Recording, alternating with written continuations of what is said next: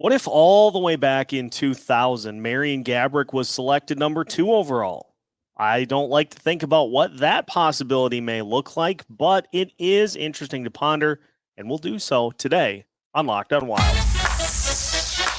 You're Locked On Wild, your daily podcast on the Minnesota Wild. Part of the Locked On Podcast Network, your team every day.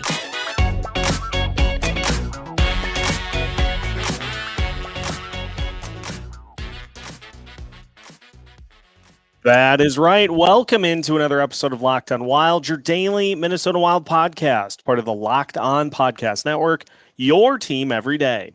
Thank you for making Locked On Wild your first listen each and every day. If you're a first-time listener to Locked On Wild, welcome in.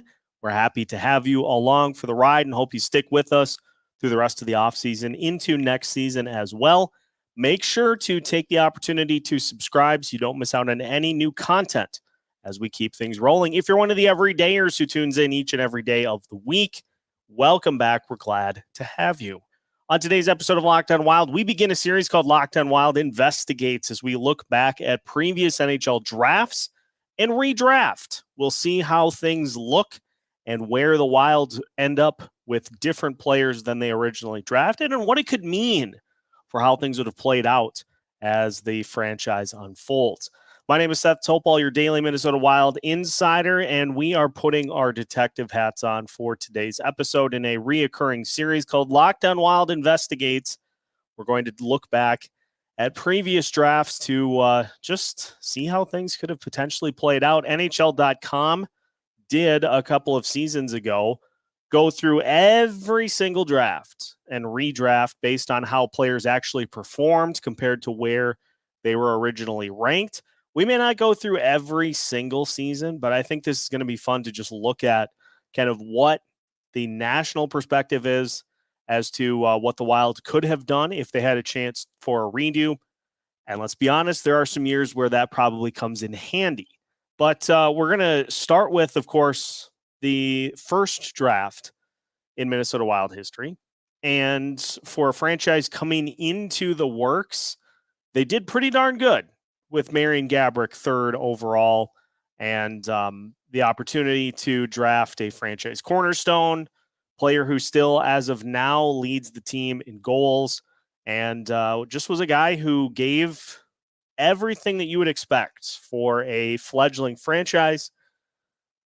Person that's going to put fans in the seats, dynamic scorer, brings highlight reel plays up and down the ice. The only thing that Gaborik just could not avoid in the middle portion of his career was the injury bug. And it was something that followed him throughout the course of his career, certainly robbed him of more than a few games. But still, looking at what Gaborik was able to do throughout the course of his career, he put together some incredibly good stats. All told, Gaborik ended up with 219 goals for the Minnesota Wild, 407 for his career, 815 total points. He had 437 career points for the Wild in 502 games. Went from the Wild to the Rangers, then went to Columbus, then to the Los Angeles Kings, and finished up with a cup of tea in Ottawa.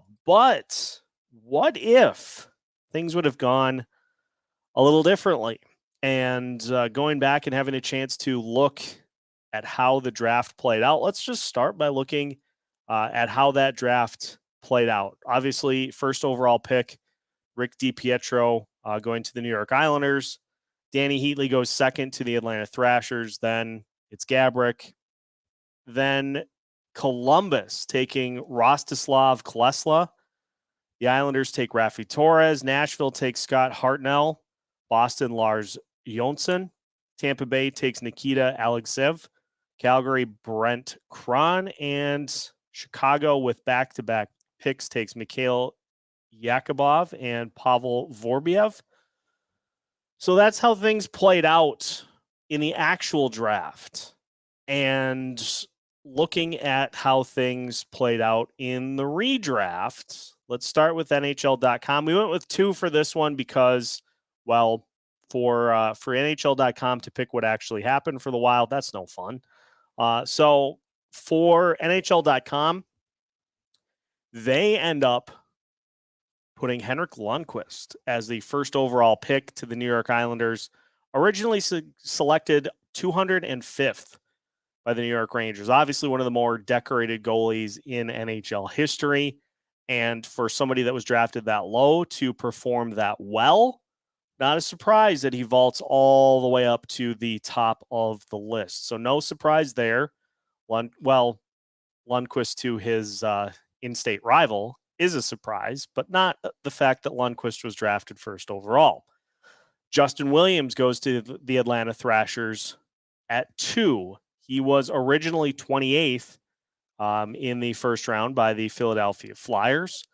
And for Williams, obviously, has put up some incredible numbers.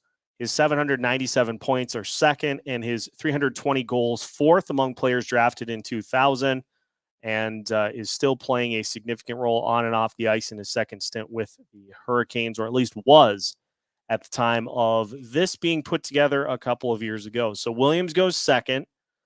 The Wild get to keep Marian Gaborik. The Wild got what they were looking for the first time around with the first pick in their history, so they decided to go with Gaborik again. Among players in the 2000 draft class, he is first in goals and points, and third in assists, and tied for sixth in games at 1,035. So obviously put up a ton of numbers with Minnesota as well. Still holds the franchise record for goals in a season. Gaborik scored 17 points in 18 games in the 2003 playoffs, the most in a single postseason for Minnesota in their history. So at this ledger, the Wild stick with Gaborik, who is still one of the franchise cornerstones for this team, even though he ended up leaving as was kind of expected at that time. Got to the end of his run with Minnesota and just ended up going to greener pastures. But still had multiple 30-goal seasons, had 5 30-goal seasons with the Wild before 30-goal seasons were even cool for Minnesota. So he helped put the franchise on the map. And so the fact that he is the pick here is a good sign. It's a good indicator, and it just shows how important he is to this franchise that NHL.com just said, we're not going to mess with it. So Gaborik ends up being the pick in that redraft. But what if he wasn't? We're going to dive in and look at the potential of what the Wild could have done had Gaborik gone second. We'll talk about that as we continue today's episode of Locked On Wild after this. Take your first swing at betting Major League Baseball on FanDuel and get 10 times your first bet amount in bonus bets up to $200. That's right. Just bet $20 and you'll land $200 in bonus bets, win or lose. That's $200 you can spend betting everything from the money line to the over-under to who you think is going to get the first home run or who you think will pick up the win in the All-Star game. All in an app that's safe, secure, and super easy to use. Plus, when you win, you can get paid instantly. There's no better place to bet on Major League Baseball than FanDuel, America's #1 sportsbook. So sign up today and visit FanDuel.com/lockedon to get up to $200 in bonus bets. That's FanDuel.com/lockedon. FanDuel, official partner of Major League Baseball. Continuing today's episode of Locked On Wild. Once again, thank you for making Locked On Wild your first listen each and every day. For the everydayers, we're going to continue to move through the Locked On Wild Investigates series. We'll take a look back at the 2001 NHL Draft as we move through these, while also keeping an eye out for potential news regarding Philip Gustafson and Brandon Duhaime. If we have anything that breaks there, we will, of course, bring you up to the minute reaction to the contracts and what they mean for the Wild going forward. So what if the Minnesota Wild did not have the chance to draft Marian Gaborik at 3rd overall? Let's say he went to the Atlanta Thrashers with that second overall pick. We've got a scenario in which that does happen thanks to the folks at Sportsnet. They went through and did a redraft also. Now, this was done a little earlier, and so it's interesting to see how things line up compared to how NHL did theirs more recently. Still have the Islanders taking Lundqvist first overall, but then Marian Gaborik going with the second overall pick, which leads to a dilemma for the Minnesota Wild. Now, this redraft has the Wild taking Niklas Kronwall, defenseman. Kronwall will never reach the caliber of teammate and fellow Swede Niklas Lundstrom, but he's an excellent all-around defenseman and one of the most ferocious open ice hitters in the league. His actual draft position was 29th, and he is being selected here third overall for the Minnesota Wild. But let's pump the brakes, because let's just talk this out. For the Minnesota Wild, who at that point are just coming into the league, first pick in the Wild's franchise history, you're not going to take a defenseman. I'm sorry. You're just not going to, because you are trying to find, especially that high up in the draft, you're trying to find somebody that the fans can identify with, because it's not going to be immediate success overnight.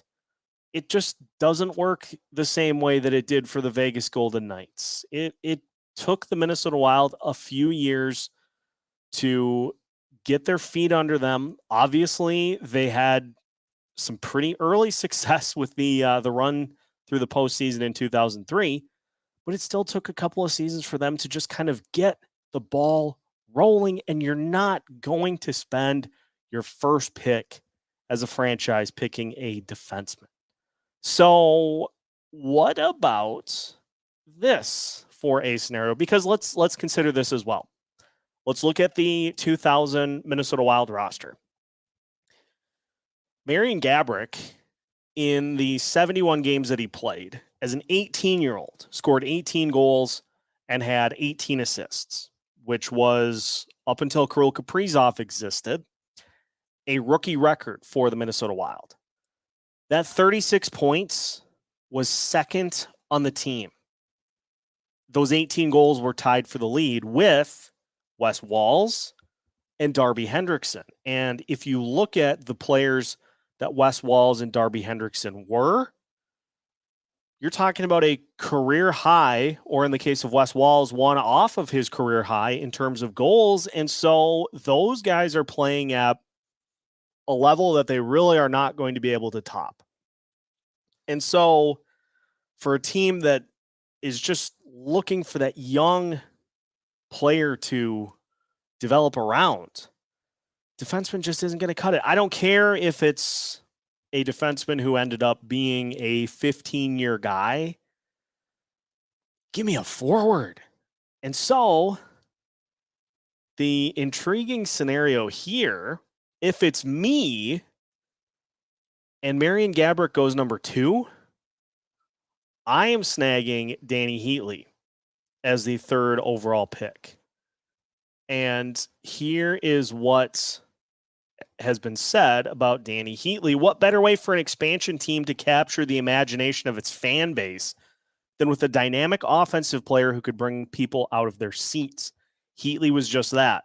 He is third in points and second in goals and assists from the 2000 draft.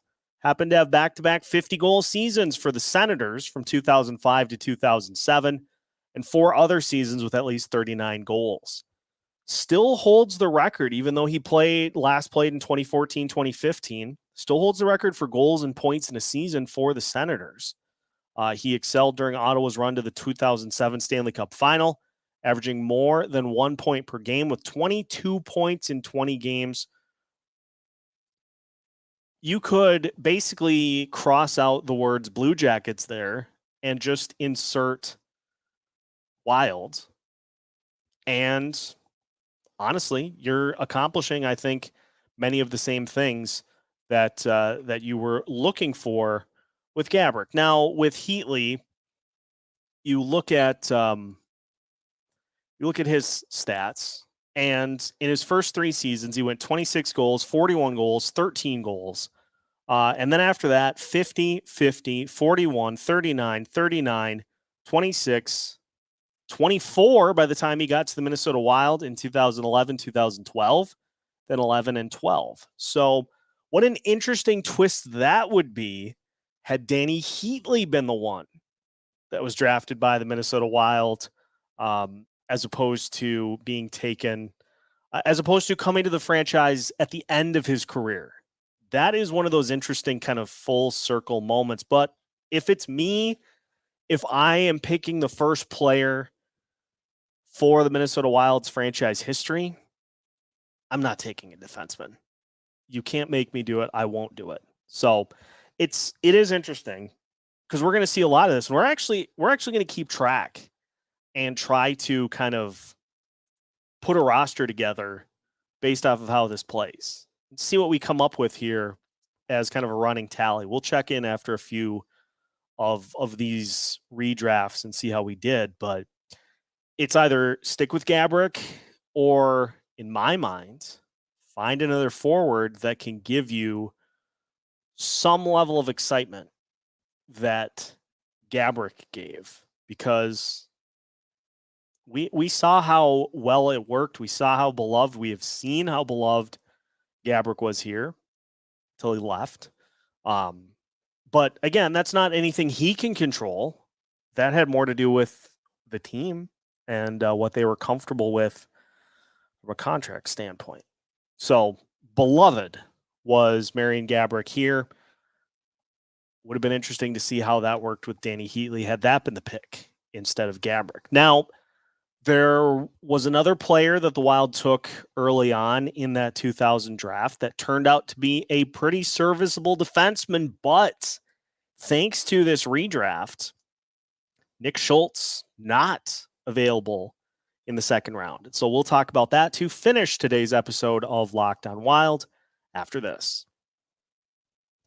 Final segment of today's episode of Locked on Wild. Once again, thank you for making Locked on Wild your first listen each and every day. For the everydayers, make sure that you tune in as we continue down the path of NHL redrafts, seeing what has changed now that we know what would have gone differently and how does it impact the Minnesota Wild.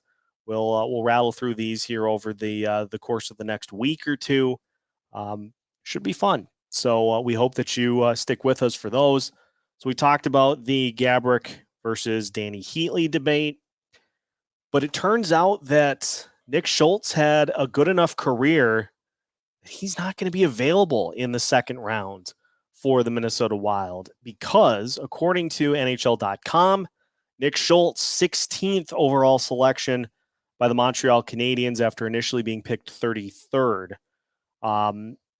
The Canadiens taking Schultz, a smart, role-oriented defenseman who played 1,069 NHL games, fourth most in the 2000 class, didn't fill up the score sheet in his 15 seasons, just 175 total points, but he always was willing to sacrifice his body. He's third in the 2000 draft class with 1,664 blocked shots since 2005, 2006. And his 1,035 career hits are 11th.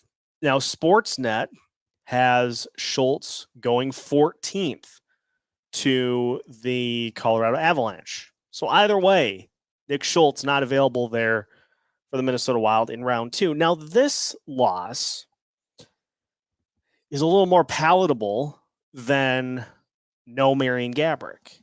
And if it's me, I just take a comparable defenseman that would be available at that spot. Now, we're not going to go through the options per se, just remark about the players that were initially drafted in the lower rounds that end up popping up to the first round, which, by the way, I went through and I looked at the Kirill Kaprizov draft 2015. Yeah, we're gonna have some problems with that one. So that will be one that we discuss for sure, depending on how many of the others we do. And so with Schultz off the table, Schultz, throughout the course of his NHL career, as was noted by NHL.com, not a huge stat stuffer. His career high in points for an NHL season is 20, which he did at 27. He did, however, play the first 10 seasons of his career with the Minnesota Wild. And in that time period, in those 10 seasons, he blocked 710 shots.